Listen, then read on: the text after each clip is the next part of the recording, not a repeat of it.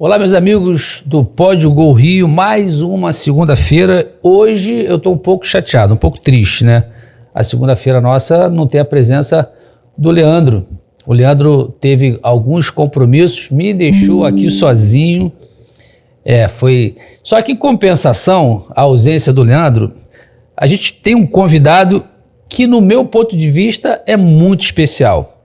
Primeiro, já vocês vão saber algumas ações dentro do esporte praticada na sua gestão, mas eu recebo hoje aqui, né, o Renato de Paula, foi até pouco tempo presidente da SUDERJ, vê se eu vou falar tudo direitinho. Hoje, atualmente, é candidato a vereador no Rio de Janeiro, pelo MDB, é fisioterapeuta, tem uma carreira acadêmica sólida, com PhD em bioquímica médica, pela UFRJ e doutorado em neurociência pela Imperial College London. Estou indo bem? Perfeito. Ele defende pautas ligadas à inclusão social, justiça, respeito e tem uma candidatura apoiada por pessoas que tenham a visão de construir uma cidade mais dinâmica, acolhedora para todos. Defende algumas causas bem especial, mas ele não veio aqui para falar de política, não. Ele veio aqui para falar de esporte. E antes da gente falar um pouco da sua gestão dentro do esporte, eu vou pedir para que ele se apresente aqui para a galera que está nos assistindo. E aí daqui a pouco a gente vai bater uma bola aí. Vamos ver se você só conhece do futebol a parte fora do gramado. A gente vai testar, ver se você conhece alguma coisa dentro do gramado também. Seja bem-vindo aí, Renato. Rapaz, eu sou o famoso amigo do Rogerinho. Tá bom. Que bom tá aqui, que bom tá batendo esse papo no Pódio Gol Rio. Eu acho que o Rio de Janeiro, ele resgata através do futebol a boa fama. Eu fiz meu doutorado na Inglaterra, como você disse, e chego lá, quem levou o Brasil pra fora foi o futebol. Depois a gente descobriu que tem cultura, que tem a beleza que tem na natureza, nas pessoas, mas o futebol foi o grande motor de empatia com o Rio de Janeiro. E a gente acabou de passar por uma Olimpíada e uma Paralimpíada que reafirma isso. Aonde o Brasil chega o esporte. Onde tem o esporte tem Rio de Janeiro, e falar do futebol carioca é falar do DNA do Brasil. Porque se tem futebol em São Paulo, se tem futebol em Minas, se tem futebol no Rio Grande do Sul, o DNA é aqui. Com certeza. Começou aqui. E se tem Olimpíada e Paralimpíada, começou aqui. Então eu tenho muita vontade mesmo de dizer que o Rio de Janeiro tem um DNA, esse DNA se chama esporte, esse DNA se chama futebol. Se tem um DNA, tem um corpo. Esse corpo são os times e as torcidas do Rio. E se tem um corpo, tem uma casa. E a casa é o Maracanã. Ah, com certeza. Pronto, chegamos na sua casa. Mas antes de falar da sua casa, o Maracanã, tu tem alguma intimidadezinha? Jogou futebol? Joga tuas peladinhas de vez em quando? Cara, eu joguei muito. Joguei na rua, minha peladinha de tirar tampão do dedão, clássica. Eu era um gordinho. E, pra não me deixarem de fora, me botavam pra agarrar. Aí papai, um tempo, foi vereador da cidade. Aí foi o dono da bola, né? Então, aí eu jogava, porque... Faixa de capitão, camisa 10. Tudo. É o filho do Otoni, meu irmão, vamos jogar. Então as coisas melhoraram nessa época. Futebol, pra mim, sempre foi uma paixão. Então... Na Inglaterra não consegui fazer um grupo de peladeiros, era uma galera mais intelectual, mas assim que eu retornei ao Brasil, voltei, e eu tenho um grupo de pelada chamado Resenhada. Todo sábado a gente se reúne para resenhar. É um grupo de médicos, advogados, fisioterapeutas aqui do Rio de Janeiro, que joga aqui no Barra Deck, ou em algum condomínio aqui da Barra da Tijuca, Santa Marina, para poder ter um motivo de estar junto. O futebol é o pretexto. E agrega, né? Agrega para sair de casa, agrega para rir, agrega para distrair a mente. A gente está falando antes aqui de entrar no ar, que a gente está no Setembro Amarelo, tem que falar de saúde mental. Com certeza. O esporte praticado é uma terapia e o esporte assistido também é remédio. Bem, eu sei que você é um apaixonado por futebol e é um apaixonado pelo Rio de Janeiro. Você tem um time no Rio que você torce? Se torce, prefere falar ou prefere não falar? Eu, quando era presidente da Suderj, eu costumava dizer que meu CNPJ não tinha time. Que eu era do Estado, tinha que cuidar de todos e equânime, né? De forma igual. Mas, agora, quando eu tô com o CPF de novo, eu sou Flamengo. Não dá pra negar, é mais forte que eu. Então, eu sou tão Flamengo que eu não escondo dos vascaínos, não escondo dos tricolores e do botafoguense. Pra você ter uma ideia, as minhas alegrias com os outros times é quase do mesmo tamanho que a minha alegria com o Flamengo. Eu torço pelos times do Rio. Eu tenho uma relação muito boa com o Mário Bittencourt no Fluminense. Quando eu fui presidente da Suderj, eu homenageei o Fluminense do ano passado como grande time do Brasil, arrebentou. Então, colocamos como melhor técnico, como melhor gestão, como jogadores de revelação. Fizemos o Suderj em forma glória do esporte, lá no Teatro Municipal. Então, tive uma excelente relação com o Fluminense. Até hoje, o Filé, que é fisioterapeuta, eu sou fisioterapeuta de formação. O Nilton Petroni é o meu irmão, tá jogando no Fluminense. Fizemos uma live lá no meu Instagram esses dias. O Botafogo é o único clube do Rio de Janeiro que tem o futebol em cadeiras de rodas. E fui eu que levei esse esporte para lá. A gente, junto com a Associação Brasileira de Futebol em Cadeiras de Rodas. Um abraço, meu amigo Julinho, lá do Master do Botafogo, que abraçou essa ideia. E hoje ele comanda o futebol em cadeiras de rodas do Botafogo Futebol Clube. Pô, que legal. Então é muito legal. Mas você não tem ideia do quão legal é. Se você mexe só o dedinho, porque você tem uma doença grave, que seus músculos não mexem, mas se conseguir fazer isso, você já toca um joystick de uma cadeira automática. Essa cadeira tem um guarda-rail, né, na frente, que seria a chuteira. Meu irmão, e aí o pau canta. Solta uma bola um pouco maior, para poder a cadeira chutar, e aí é igual qualquer futebol. É cadeira batendo em cadeira, é goleiro xingando bandeirinha, é torcedor xingando juiz. Futebol é essa paixão, né? Totalmente inclusivo, né? Totalmente inclusivo. E o Vasco... Eu ia falar isso. E o Vasco? É o clube com a melhor história social do Brasil. Perfeito. Construído pelo suor dos seus sócios. Tem a história do Camisa Negra, que eu, na Suderj, fui o primeiro a homenagear esse ano. Fez 100 anos de Camisas Negras, que mudou a história do futebol. Contem a história que quiser. Foi o Vasco da Gama que incluiu as pessoas pretas para jogar bola.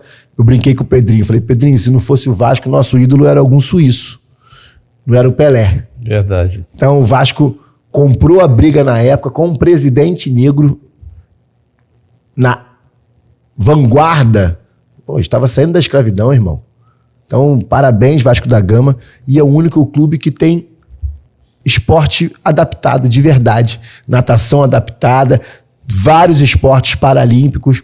Hoje, o grande fornecedor de talentos do Rio de Janeiro para a Paralimpíada é o Vasco da Gama. O Flamengo tem lá as ginastas, né? Algumas feras da natação olímpica, mas paralímpico quem fornece é o Vasco da Gama. Muito bacana. Então, e Flamengo é paixão. Não precisa fazer nada, é só existir, que é a paixão. Mas a história e a relação com os outros clubes, até antes da Suderj, mas ficou muito melhor com a Suderj, sem falar de América, sem falar de Olaria. Nós homenageamos, né, todos os, entre aspas, outros clubes do Rio, que não são os 4 grandes, pela gestão. O Pavunense, eu estive lá no Pavunense para homenagear, descobri que a camisa do Pavunense inspirou a camisa... Torcedor é fogo, né? cara, o presidente, Renato, vou te contar uma. Essa camisa amarelinha aqui, ó, se não é o Pavunense, o Brasil não teria camisa amarela. Que isso. Falei, que história. Vou trazer ele aqui para contar essa resenha. E então o Rio é isso. Por isso que eu te disse no início, Rogerinho. É o berço do futebol e do esporte do Brasil. Quando a gente pensou em fazer o convite para você, era justamente pensando nessa ideia. O Pod Go Rio surgiu com a ideia de falar do desempenho dos times do Rio de Janeiro nas respectivas competições. Então, o desempenho dos times do Rio no Campeonato Brasileiro, na Copa do Brasil, na Libertadores e nas competições seguintes, né? E a gente, quando eu falo assim que você foi um cara escolhido a dedo para o programa de hoje, é porque é o seguinte, a gente vê o bom momento do futebol do Rio de Janeiro. E aí quando se fala no bom momento do futebol do Rio de Janeiro, dentre os 10, vamos falar dentre os 10 maiores times do Brasil, Flamengo, Botafogo e Vasco foram os times que mais fizeram investimento. Quer dizer, acertadamente, de alguma forma, fez algum tipo de parceria comercial, principalmente através de SAF, né, que foi o caso do Botafogo, que tem dado muito certo, com o texto. Com todas as problemáticas, a Seven, de alguma forma, investiu no time do Vasco e a boa gestão do Flamengo. Além do mais, nunca na história tivemos 3 times do Rio na Libertadores. E na fase que está atualmente, continuam os 3 times do Rio de Janeiro. Você tem lá o Flamengo, o Botafogo e o Fluminense representando o Rio de Janeiro. Na Copa do Brasil, Vasco e Flamengo passam e existe uma possibilidade dos dois fazerem uma final. Agora, você imagina, esse ano, o Rio de Janeiro ter final da Copa do Brasil, Flamengo e Vasco, e final da Libertadores. A possibilidade de Fluminense e Botafogo não dá, porque eles acabam que caem num chaveamento e eles podem se enfrentar antes da final, mas pode ser um dos dois com o Flamengo, se o Flamengo passar em toda a fase. Então, você imagina você ter uma final de Copa do Brasil com 2 times do Rio e uma final de Libertadores com 2 times do Rio. Que alegria. É um ano histórico. É um ano histórico. E um dos 4 campeão brasileiro. Você imagina isso? Eita, eu acredito, tá? O Rio de Janeiro voltou, ou tem voltado a ser o dono do futebol no Brasil? Eu acho que voltou. Voltou. São Paulo não tem essa força toda mais. Corinthians está sendo desrespeitado pelos próprios dirigentes. Santos não se ouve falar. Segunda divisão, né? Caiu, né? Só Palmeiras, filho. Só Palmeiras. Voltou. Ano que vem pode ser diferente? Pode. Mas esse é o ano dos times do Rio. Não tem o que dizer. 2024, proteste o que quiser, dona Leila, né? E quando você fala, desculpa te interromper, só para agregar. E se você for falar em Palmeiras, que esse ano também não é o ano do Palmeiras, que já foi eliminado na Copa do Brasil e da Libertadores. Não dá. Eu acho que a gente precisa entender é que essa pseudo-hegemonia é um sonho que não vai ficar para clube nenhum. Eu acho que a hegemonia tem que ser de gestão. Eles continuam equilibrados na gestão. Como o Flamengo, ano passado, não teve um bom ano de futebol, mas continua equilibrado na gestão. A gestão salva. Eu falo isso como gestor. Eu sou um gestor empresário e fui um gestor na frente das minhas empresas que, felizmente, hoje andam sem mim. Né? Estou mais distante, as empresas continuam. E fui um gestor no Estado. A gestão faz o serviço acontecer, como no futebol. Que bom que nós estamos saindo dessa fase amadora, onde os gestores eram uns apaixonados, né? Nosso saudoso Eurico, todo respeito, né? Nosso saudoso Dinamite, todo respeito. Mas hoje o futebol pede gente do tamanho do futebol. Gente que sabe de gestão, sabe de números e vai deixar o torcedor torcer. O torcedor é um apaixonado. Então, se a gente fosse viver das tripas do torcedor, não sobrava um técnico, não sobrava um jogador, não sobrava um dirigente. A direção tem que saber que está dentro de um caminho, dentro de uma meta, dentro de uma disciplina. Eu acho que disciplina é a palavra desse ano para os times do Rio. Tanto para os atletas... Dentro e fora de campo. Teve um episódiozinho do Fluminense que eles foram punidos, que também é disciplina, né? Sim, sim. Então, acho que não se vê a farra. Os jogadores vinham para o Rio e já tinha aquela fama. Ih, vai para o Rio. Já era, vai se perder. É verdade. Chegar no Rio e no Duras. Esse aí só pode jogar em São Paulo, como se o sério fosse São Paulo. E nós, agora eu sou um apaixonado apaixonado pela cidade do Rio de Janeiro. Carioca, se valorize. O mundo inteiro te valoriza. Aonde eu fui no mundo, eu já fui a 32 países. Quando eu falo que sou carioca, o mundo inteiro vibra. Verdade. E o carioca fica se desmerecendo. O carioca apedreja a sua própria cultura, a sua própria história, não conhece o seu passado. Por isso que um programa como esse aqui permite resgatar a história dos grandes jogadores. Hoje no almoço, eu tive a oportunidade de falar com o Gerson. Canhotinha de ouro? Canhotinha, ligo pro vídeo. Plim! Não falo com ninguém na mesa, né? Aí o Canhotinha atende. Fala, Renatão! Eu falo, peraí que tem um cara que disse que jogou aqui. Eu tava com um jogador do Fluminense.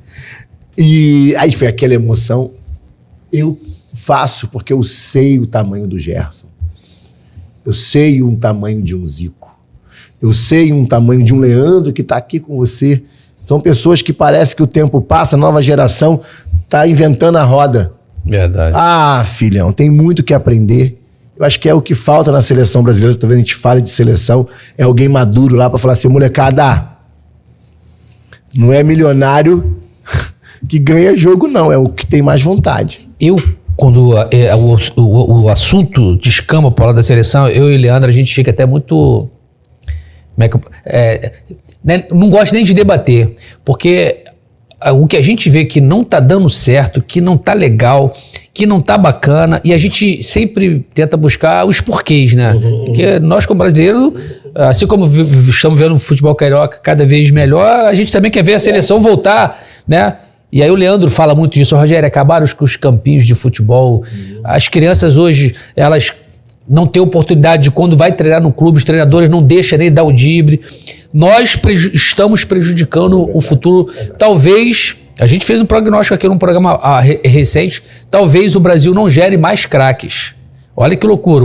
Talvez o Neymar seja o último grande craque gerado no Brasil. Se você for olhar lá pelas premiações dos melhores do mundo, desde 2004 que a gente não indica ninguém. Então, assim, seleção... hoje o programa tem um quê diferente, porque assim, além de eu ter trazido um camarada que acrescenta muito no conteúdo de conhecimento acerca do que a gente está falando, que é o futebol, a agenda do camarada também é muito corrida. E eu vou... Nem tanto. Eu vou... As pessoas precisam conhecer um pouco do que você fez, do seu trabalho, e eu preparei algumas perguntas para você. Bom. A gente hoje vai falar menos das partidas em si, do que ocorreu no final de semana, mas a gente vai falar de futebol, de Rio de Janeiro. Bem, vou começar falando sobre Suderj. Quais foram os principais desafios e conquistas durante o seu tempo como presidente da Suderj? O desafio foi olhar o Google, quando me convidaram, falar assim, o que é Suderj? Aquela curiosidade da tecnologia, né? Sabia do Suderj Informas, queria saber o tamanho da Suderj. Cardinho, só apareceu notícia ruim. Só gente dizendo que ex-presidente foi preso, ex-presidente impugnado, Ministério Público. A fama não era boa da Suderj, infelizmente. Deputado que era dono da Suderj preso. Então eu falei, é uma chance então de mudar essa administração. Mas eu sabia que o desafio de uma administração que já estava acostumada a não trabalhar é difícil. Então o que eu pedi ao governador é me dar liberdade de montar minha equipe. Ele me deu. Então me cerquei de gente técnica. Eu levei o vice-presidente meu à época, o Marcos Santos, que era gestor de grandes multinacionais de petróleo, foi o presidente da Associação Brasileira de Futebol em cadeira de rodas, essa que eu estava te falando. Levei o Marco Túlio, já foi dirigente do Fluminense, do Flamengo, é um irmão que a gente tem, para ser o diretor jurídico. Então eu fiz ali um quarteto muito forte, finalizando com o Clodoaldo, meu querido Clodoaldo, o tubarão olímpico, que é um cara que conhece de esporte adaptado como ninguém. Então, com essa turma, eu falei, eu preciso ouvir quem procura a Suderj. E por sorte minha, eu ainda era vice-presidente. Uma das primeiras pessoas a me procurar foi uma mãe que o sonho dela era entrar com crianças autistas dentro do Maracanã. Filho dela. Tenho 2 filhos. Falei assim, olha, eu tô entrando agora na vida política, mas eu sei que eu não posso, por ética e por lei, atender pessoas no CPF. Eu tô aqui para servir a sociedade. Se cada um trouxer seu pedido, é egoísta demais. Mas se esse for um pedido de uma associação, de um conjunto de mães, traz para mim. Aí aquilo ali já me inspirou a fazer o Maracanã Azul. Foi meu primeiro grande projeto. Que legal. Que é, no mês de abril, a gente para, todas as partidas ficam azuis. A FERJ e o Maracanã entraram nessa parceria. E as torcidas seguram balões azuis para conscientizar sobre o autismo. Isso foi tão grande que a gente conseguiu, na final última agora, Nova Iguaçu e Flamengo, os jogadores entraram com mascotes, pessoas autistas, pela primeira vez na história. Eu vi isso. Nós demos o fone, né, o abafador, para caso alguém tenha alguma dificuldade sensorial, muitos deles têm, de ruído. Rapaz, foi uma emoção. Foi uma emoção que eu me lembro, eu me arrepio até hoje. Só que os bastidores disso é difícil, né, porque os dirigentes são cheios de receios, né? E como é uma pessoa autista, e se houver eles desregulam, né? Ficam, o que a gente chama de estereotipia, e se acontecer isso dentro do gramado, muito preconceito. Eles foram, deu tudo certo, tinha preconceito ou certeza falta disso. de conhecimento? Maioria das vezes, falta de conhecimento. Porque quando tem informação, gera empatia, gera conexão. Você e eu estamos muito conectados, mas um amigo nosso em comum, Márcio Bravinho, um beijo para ele, nos informou. Falou, rapaz, Rogerinho é fera, Renato, você é fera.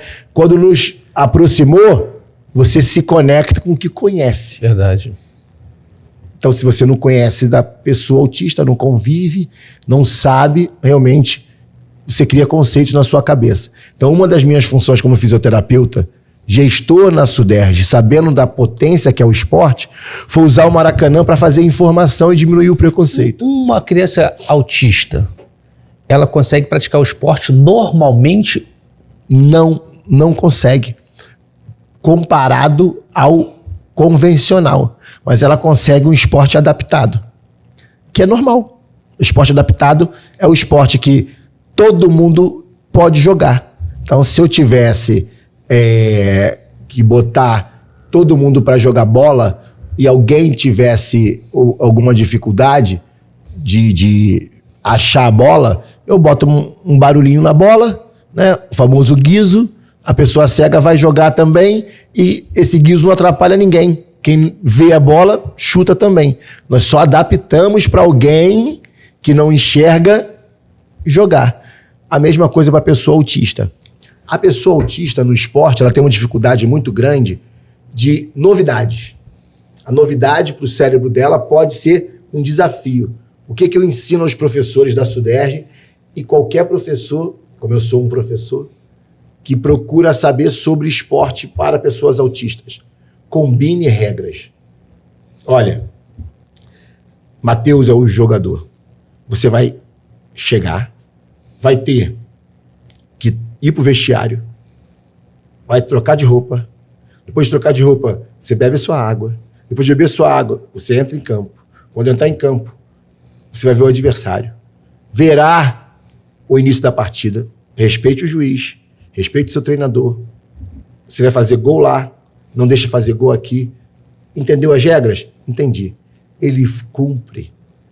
Interessante. Porque é combinado.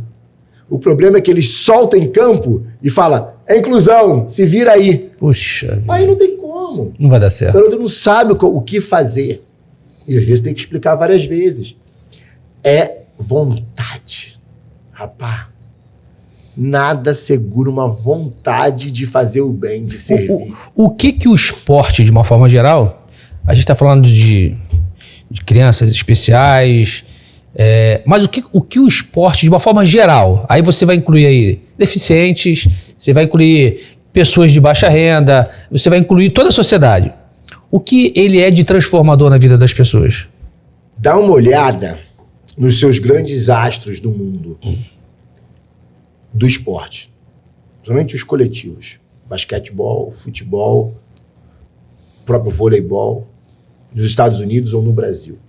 A maioria das vezes é alguém de periferia, é o primeiro rico da família ou o primeiro a ter sucesso na família. O esporte, quando ele chega, uma pelada te dá uma noção de pertencimento, você faz parte daquele grupo, menos abandonado, você tem menos chance de se drogar, ou se drogar, você tem menos chance de se viciar. Você tem senso de grupo, você sabe que não pode fazer as coisas sozinho, vai ser crucial quando você for trabalhar. Aqui nós temos uma equipe, né? Estamos nós dois aqui, mas tem uma equipe nos ajudando. E ninguém é mais importante que ninguém, cada um está fazendo a sua função. Numa pelada, você tem ideia do sistema recompensa. O que é o sistema recompensa? Eu podia escolher uma droga potente e sentir um prazer enorme. Só que esse prazer vai acontecer depois do podcast também. É verdade. Parou a vida, viemos aqui, nos esforçamos, ensaiamos, deu certo. Só que dá mais trabalho. O gol dá trabalho. Comemorar dá trabalho no esporte. A droga é mais rápida. Quando você ensina isso, fala assim, olha, ali dá prazer, eu até te entendo, mas aqui também tem prazer. E ainda, perdão, o senso de respeito. Numa pelada você tem um árbitro, que é alguém maior que você, que vai ter que ser respeitado. Olha o que o esporte, uma pelada não faz. Disciplina, né? Com um jovem.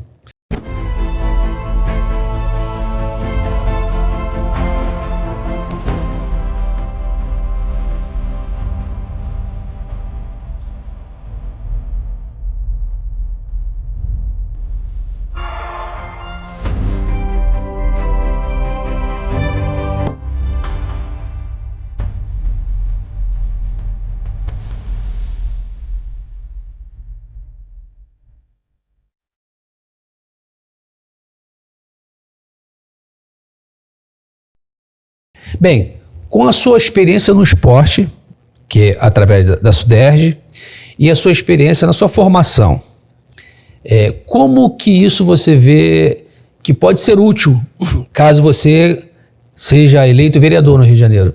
Rogerinho, quando eu me propus a ser vereador, e vou ser o seu vereador na cidade do Rio de Janeiro, é porque eu tenho trabalho e propósito. Esse trabalho é o meu passado. Como gestor, seja nas universidades que eu administrei aqui no Rio de Janeiro, a minha clínica ou a SUDERJ, eu entendo que planejamento para gestão no município do Rio de Janeiro é o que falta. Não falta dinheiro, falta plano. E esse planejamento está na mão do vereador. Se o vereador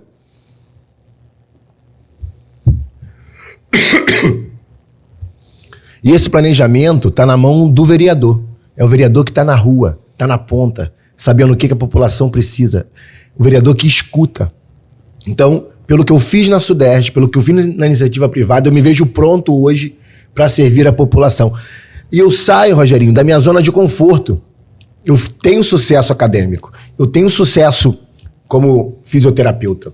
E eu quero ter sucesso como servidor público. Eu só quero uma chance para mostrar que o Rio de Janeiro pode ter melhor transporte, pode ter melhor educação, pode ter uma clínica da família que atenda as pessoas autistas de verdade, para acabar essa via crucis maluca de alguém da Zona Oeste não ter aonde tratar um filho com deficiência, tem que vir para a Zona Norte num transporte que sacode e a pessoa já chega aqui pior do que estava em casa. Para ter uma facilidade, eu sou um servidor, eu facilito a vida das pessoas, é o que eu mais amo fazer, de tirar um LOAS, que é um direito mínimo que uma mãe tem. Então, essa minha gestão me permite ter um norte, é cuidar das pessoas mais vulneráveis, com ou sem deficiência, e ter uma ferramenta, que é o esporte, irmão. Como eu estava te dizendo, o esporte, ele muda o RH. O RH que ia para o crime, que ia para o descaminho, vem agora para a sociedade e a gente não perde talento. Deixa eu te fazer uma pergunta que eu percebo. É um sentimento de alguém que, naquela ponta ali de gestão, de mandato, eu não tenho. Eu percebo muitos projetos sociais espalhados em todo o estado do Rio de Janeiro, mas a percepção que eu tenho é que elas têm sempre uma relação política. O resultado é o que menos importa. O que eu percebo é que esses projetos é para atender algum parceiro, é para ajudar algum parceiro, e ainda que haja alguns bons projetos, quando se troca chega um período de campanha eleitoral, aquela troca de favor, tira às vezes quem está fazendo um bom trabalho, coloca outro, e o resultado que eu acabo que entendo é que os projetos sociais, eles não ajudam em nada, pelo contrário, alimentam a máquina política. É possível se mudar isso? Rogerinho, é parcial a sua ideia ser verdade. Porque são os projetos sociais que modificaram a vida de muita gente. Tá? Eu podia citar aqui vários jogadores de futebol que vieram de projetos sociais. Vários atletas amadores, olímpicos ou paralímpicos, que vieram de projetos sociais. Óbvio que o joio nasce junto com o trigo. É muito difícil separá-los. Tem projeto que é só politicagem. Mas tem muito projeto de verdade que muda a vida das pessoas. E o Estado tem que entender que ele não consegue fazer tudo. Tem que fazer parceria com bons projetos. Mas sem projetos de mandato, que mandato passa. Tem que ser projeto de governo. Eu vou querer que o Rio seja um case de sucesso do esporte? Eu quero. Vamos lutar para isso? Vamos. Esse case do esporte de sucesso para quê? Para diminuir a influência de outras possibilidades de descaminhos para essas pessoas? Sim. Para as pessoas serem atletas também. Mas se você tem uma cultura do esporte, você gera bom médico, gera bom fisioterapeuta, gera bom radialista que viveu no esporte. Eu costumo dizer que as outras áreas da prefeitura deviam pagar a área do esporte. Porque com mais esporte, o transporte melhora, a mobilidade da cidade, as pessoas vão circular. Com mais esporte tem menos violência, porque o RH do crime está enfraquecido. Com mais esporte tem menos remédio necessitando, porque as pessoas têm menos diabetes, menos hipertensão. Então o esporte ajuda em tudo. Então os serviços sociais ainda são úteis. Entendo que você tem essa visão, que alguns são apenas para politicagem, mas na minha gestão da Suderj eu via o contrário. Gente com só coração, irmão. Vinha lá, Renato, eu tenho esse projeto aqui, cara. No papel de pão vinha o projeto. Falava assim, então você vai falar com o Marcão, que era meu vice-presidente, ele vai te ensinar a como fazer você tirar do Estado o recurso que é teu de direito, para você fazer esse esporte acontecer com mais qualidade. Bem, um dos pilares, eu percebo, dentro dos seus discursos de campanha, é a inclusão. E eu posso dizer que eu percebo que a questão de inclusão para você não está relacionado a um segmento específico. Aí quando você fala de inclusão, você está falando de deficiente físico, você está falando de idosos, você está falando de... Bem, como que no seu entendimento, pautado em cima, né, desse pilar, né, que rege a sua campanha, você pensa, através do seu mandato, ampliar isso no Rio de Janeiro? É o olhar. Lembra da informação que gera empatia? Na Austrália, a inclusão é algo tão grande que não tem como uma escola ser concebida sem acessibilidade de rampa, de comunicação e de atitude dos professores. Não há como um hospital ser concebido sem facilidade para um cego se locomover sozinho. Não há como a cidade ser planejada sem ser para todos. Por quê? Porque a sociedade cobra qualquer político de fazer inclusão. Eu sei que hoje eu sou uma voz menor, mas eu estou educando a população, meu irmão. Você não vai votar em mim? Vota em outro político que faz inclusão de verdade. Você não vai votar em mim? Compara o currículo e não reelege ninguém. Porque quem tá lá não fez nada. E quem não fez quando pôde não vai fazer agora. Por isso que eu digo que Renato de Paula é a renovação. Pô, bacana. É a pauta da renovação. Eu tô de azul porque é a nossa cor. É a cor da inclusão. É a cor que vai mudar esse Rio de Janeiro. E é uma onda É uma onda de renovo. Costumo brincar, né? Que meu nome é R. Esse aqui é o R sozinho. Mas quando junta muito R, Rogério, renovação, renovo, respeito, vira esses dois aqui em Libras, quer dizer esperança. Que bacana. Eu acho que a nossa campanha é alguém que não depende da política, que veio da academia, que sabe de gestão e vai trazer esperança para a cidade do Rio de Janeiro. Você tem, assim, algum tipo de iniciativa já pronta? Ganhei a eleição. Algo que você pensa, esse aqui eu preciso implementar. São dois, tá? Que se complementam. Formar todos os professores da escola municipal para atender pessoas com deficiência, todos. Capacitar todos os professores, somente de educação física. Todas as escolas serão inclusivas. Ali já é uma forma de você desinflamar o cérebro das pessoas, porque o cérebro de uma pessoa com autismo, TDAH, com alguma deficiência física, ele acaba sendo inflamado. A desinflamação pode se dar com remédio ou com atividade física. Ponto. E 2, alô Zona Oeste, é minha promessa. Eu vou levar polos espalhados pelo Rio de Janeiro de atendimento a famílias autistas. Por que eu não falo centro? Porque centro, o cara tem que sair lá da casa dele, demora 2 horas para chegar num grande centro. Depois 2 horas para voltar. Sai ruim, chega pior, sai melhor e volta destruído, só pelo trânsito. Com Verdade. polos de atendimento, esses polos serão como desburocratizar o atendimento à saúde. Você me perguntou né? Pode falar do 2? Posso falar 2. Dificilmente, às vezes as pessoas não têm nenhum. Não tem nenhum. E meu terceiro se você está na fila do CISREG há mais de 30 dias, a prefeitura vai ter que te pagar quanto você precisa para o seu atendimento que não foi feito em 30 dias para você fazer na iniciativa privada. É uma sacanagem o que se faz com o CISREG do Rio de Janeiro. Se eleito vereador, quais são as 3 principais mudanças que você gostaria de ver na cidade ao final do seu mandato? Acho que a pauta de todo mundo é segurança, né?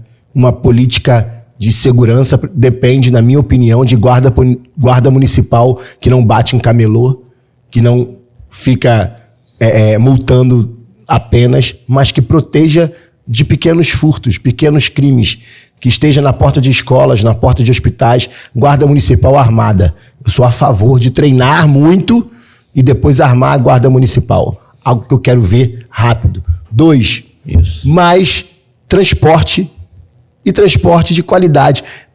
É uma afronta você pagar R$ 7,50 no metrô, que não tem interligação direta com nenhum outro transporte no Rio de Janeiro.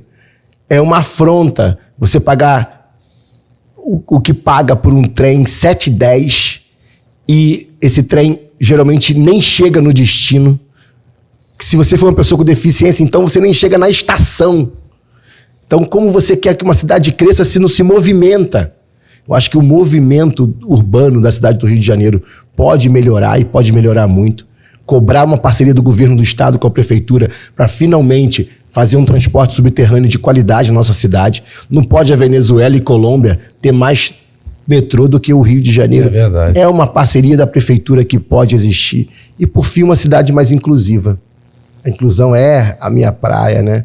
Então, que as praças tenham idosas fazendo atividade física, que as mães, enquanto vão para os núcleos esportivos, deixar seus filhos fazendo esporte, seja eles quem for, elas também sejam cuidadas. Estamos vivendo uma pandemia silenciosa, que é bom que estamos no Setembro Amarelo, de suicídio. A maioria das pessoas que se matam são mulheres, jovens, que não aguentam, às vezes abandonadas com um filho com deficiência à labuta. Então, você não está sozinha, já aproveita o recado.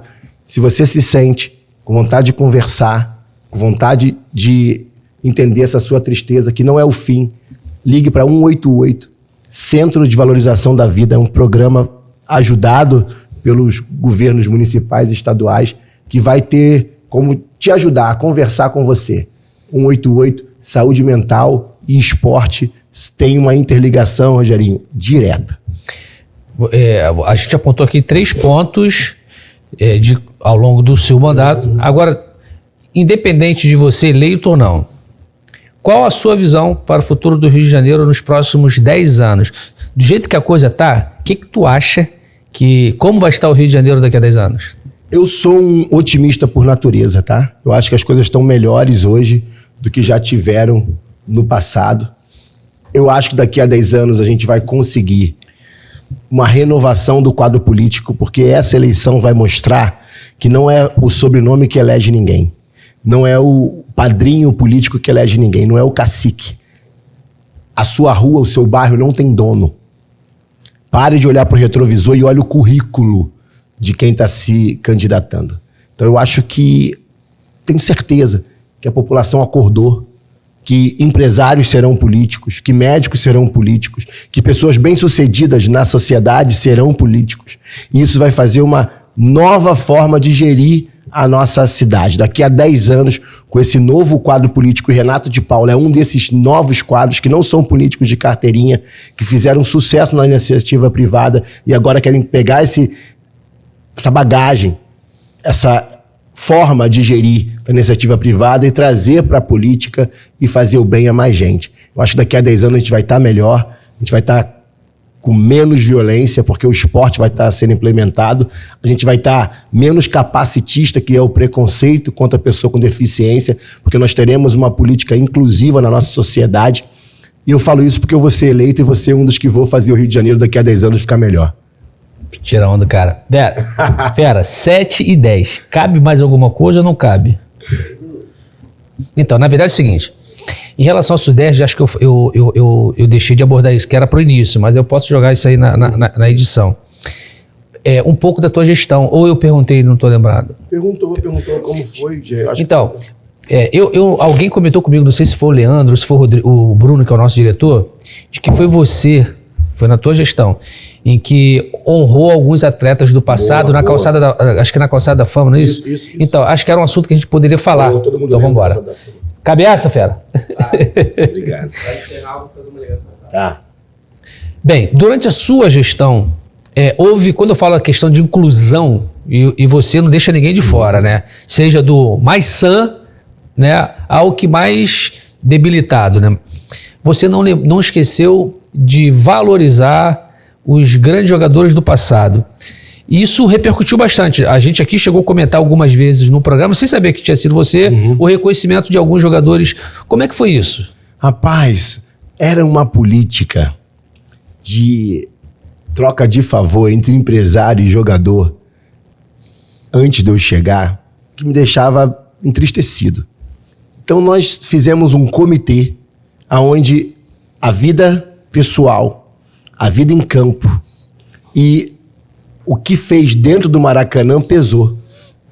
Então a vida social, a vida fora de campo do Vini Júnior foi a primeira, porque ele estava sofrendo e lutando contra o racismo na Europa, e quando ele veio para o Brasil a gente aproveitou junto com a Alerj e eternizamos no mesmo dia que foi assinado a Lei Vini Júnior, que é a lei que para o jogo de futebol se houver um caso de racismo no Rio de Janeiro. Meu pai, deputado Antônio de Paula Pai, é um dos autores dessa lei. Eu pude eternizar o pé do Vini Júnior na calçada da fama. Foi um golaço, golaço. Logo depois eu faço uma homenagem às mulheres. Eu sou a gestão que criou o Suderj delas, que aumentou o efetivo de mulheres, porque mulheres eram assediadas e ninguém dava valor a esse assédio. Então, com mais mulheres no estádio, policiais, isso diminuiu muito estatisticamente. Eu homenageei a Delma Gonçalves. Que legal. A Pretinha, a maior jogadora da história das Olimpíadas. Uma jogadora super reconhecida no mundo e só tinha uma jogadora até então reconhecida na calçada da fama, que era a Marta. Então, e tem até outras ali da Pretinha, né? Mas tem várias outras, é que eu não tô mais lá. Mas tem várias outras. Formiga era uma que eu queria homenagear. Cristina, por exemplo. Cristiane, muita. Então, parabéns, mulheres. Parabéns, Pretinha. Logo depois, o Coração Valente. Caraca, esse não é fera. Jogou no Rio de Janeiro menos que muita gente, mas pela história no Fluminense e pelo caráter que foi um golaço, todo mundo comentou. No aniversário da Suderge, eu faço a homenagem ao meu amigo, hoje eu posso chamar assim, Zico. Né? Zico é um padrinho nosso. Qualquer tipo de comentário. Esse comentário. Zico fez 70 anos e a Suderge, comemorando os seus 76 anos, juntamos as duas datas e finalizei a minha gestão, meu último gol, eu acho que foi um golaço, foi papai Joel Santana. Outro fera de Ô, rapaz, vou almoçar com o Joel Santana semana que vem. Então, Joel, Adriana, que cuida da carreira dele, um beijo pra vocês. Eu vou te contar a última. Guarda, ou eu conto? Conta. Não tem nem como guardar. Quem tá vendo o programa já tá querendo saber. Pode gol em primeira mão. Eita. O próximo homenageado da Suderge, porque quem tá lá é um amigo meu, e o governador Cláudio Castro já autorizou, é nada mais, nada menos do que senhor professor Carlos Alberto Parreira. Pô, tá louco, Bem, fica muito claro o seu compromisso com pessoas, fica muito claro que você gosta de gente, né? Fica muito claro que além de um nível, né, capacidade de gestão, bem, são tantos atributos que a gente percebe que são muito positivos, né? A gente vê o quanto o Rio de Janeiro ganharia. O Rio de Janeiro ganha com a eleição do Renato de Paula como vereador. Chega de eleger pessoas sem compromissos ou que pensam para dentro, é algo muito pessoal e acaba que não tem compromisso com as pessoas. Então, eu fico muito honrado de recebê-lo aqui. Queria que você desse as suas considerações finais, até porque você tem um compromisso daqui a pouco e o seu assessor ali daqui a pouco vai pular com os dois pés no meu peito, vai dar daquele meu amigo Júlio Baiano com aqueles carrinhos. Então, suas considerações finais e somos muito gratos aí pela tua participação com a gente. Eurinho, obrigado primeiro pelo Pod Gol Rio, pela essa ideia de valorizar a cultura do futebol e do esporte do Rio de Janeiro. Essa cidade que, como eu disse, eu amo, que tem tudo para ser novamente a capital mundial do esporte. E tenho a minha identidade, meu DNA inclusivo. Sonho que o Rio de Janeiro tenha um grande centro paralímpico de esporte novamente. Todo o esporte paralímpico hoje é em São Paulo. As pessoas têm que sair daqui para ir para o Comitê Paralímpico Brasileiro lá em São Paulo. Eu vou resgatar isso na Prefeitura do Rio de Janeiro como vereador. E a minha consideração você pode reclamar de tudo, da saúde, do transporte, da segurança, da falta de inclusão, menos você que vendeu o seu voto. Valorize seu voto. Vote consciente. Eu, quando atendo alguém como fisioterapeuta, eu nunca perguntei que time que é. Nunca perguntei se é de direita ou se é de esquerda. Eu só pergunto, você tá bem? Eu posso te ajudar em mais alguma coisa? Como você está? É isso que eu quero fazer como vereador. Perguntar a cada bairro, você tá bem? Como eu posso te ajudar em mais alguma coisa? Eu quero servir o Rio de Janeiro. Eu conto com o seu voto, conto com a sua torcida. Acompanha nas redes sociais, Renato de Paula RJ, para saber mais das nossas propostas. Obrigado, irmão. Obrigado por esse tempo. Tem um presentinho aqui do Que isso? É demais. Pode abrir aí. Obrigado. Como é que o nosso convidado... Arte e cor da Taquara. Já vou seguir e vou recomendar. Pô, rapaz! Não é por nada não, mas é da cor do meu time, tá? Fazer o quê? Obrigado. Vai ficar no escritório, na primeira prateleira. Tomar um cafezinho, não sei. O que você costuma... É o quê? Água mesmo? Cafezinho, sempre café. Obrigado, irmão. Então tá bom. A gente, o Pod Gol Rio, já cria um compromisso contigo pós-eleição, a gente se aprofundar mais acerca de futebol. Você que está em casa é real, tá? O convidado foi escolhido a dedo. Que bom, que bom. Vários políticos nos procuraram. Pô, posso participar do seu programa? Nosso programa tem compromisso com o futebol. Melhor, com o esporte. Até fizemos uma entrevista aqui recentemente com a Michele Meso. Ela é campeã de fisiculturismo, uma mulher. E tem uma lutadora de jiu-jitsu da Baixada que teve nas Olimpíadas. Alguém me deu essa informação. Que tá, então, a gente valoriza bem o futebol, mas é um programa que fala de esporte, de uma forma geral. E a gente sabe da tua ligação com o esporte. Volto com certeza, irmão. E aí a gente vai se aprofundar. Com certeza. Eu sei que tem muitas coisas eu tinha aqui dezenas de perguntas para fazer em torno do esporte, a gente não pode fazer. Então, obrigado aí mais uma vez pela sua participação. Pode Gol Rio a partir de hoje, segunda-feira, horário novo, 19 horas. E na próxima segunda, Leandro de volta e um convidado que a gente sempre tem trazido, um artista e um outro jogador de futebol.